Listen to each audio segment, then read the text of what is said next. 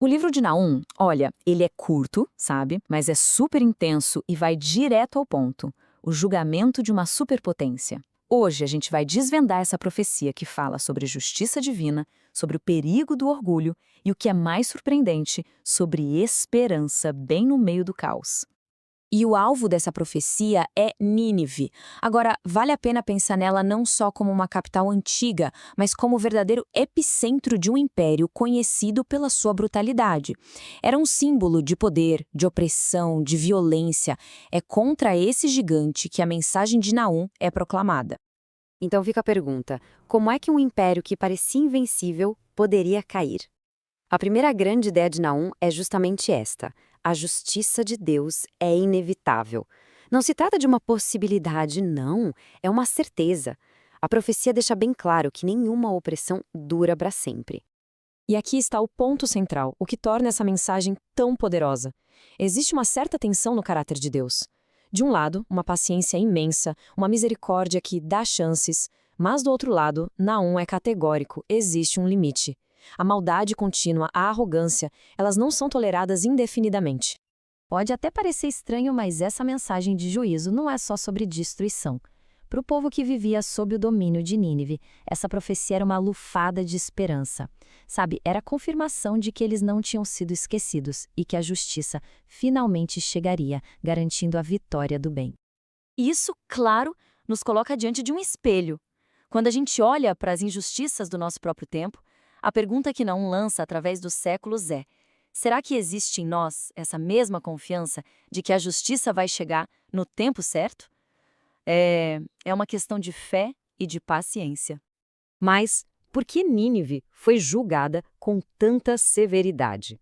A profecia não deixa nenhuma dúvida. Vamos ao nosso segundo ponto: o alerta contra o orgulho.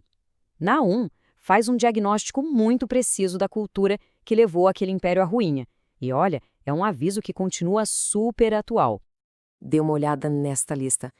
Orgulho de quem se sentia autossuficiente, a violência como política de Estado, a idolatria que colocava o poder e a riqueza acima de tudo, um desprezo explícito por Deus e uma opressão sistemática dos mais fracos. Veja bem, não foi um erro isolado, foi uma cultura inteira de arrogância. E o alerta de Nínive nos força a perguntar sobre o nosso próprio ambiente, né? Diante de uma cultura que muitas vezes valoriza as mesmas coisas, poder, orgulho, autossuficiência, qual é a nossa postura? A gente está sendo uma influência positiva ou está só se conformando com um padrão? Bem, no meio de toda essa conversa sobre juízo, sobre destruição, Naum abre uma janela de luz. A terceira parte da profecia é exatamente sobre isso: encontrar um refúgio seguro quando tudo ao redor parece estar desmoronando. O fundamento dessa segurança é revelado em três partes que se conectam. Primeiro, vem a afirmação de que o Senhor é um Deus zeloso. Mas esse zelo não é um ciúme mesquinho, é um compromisso protetor, apaixonado, que se manifesta em proteger o seu povo. Mesmo quando o mundo parece estar pegando fogo, há um lugar de segurança. E por fim, a promessa se torna pessoal. Ele cuida ativamente daqueles que confiam nele. É a imagem de uma fortaleza no meio da tempestade, sabe? Um cuidado direto, presente. Ok, então a gente entendeu a justiça, o alerta e a promessa de refúgio. E agora? Como se vive à luz de uma mensagem tão forte assim? É aqui que a gente entra na parte final e mais prática: a resposta da fé. A profecia não termina em teoria, ela exige uma prática. Primeiro, viver com uma consciência constante da grandeza de Deus, com reverência.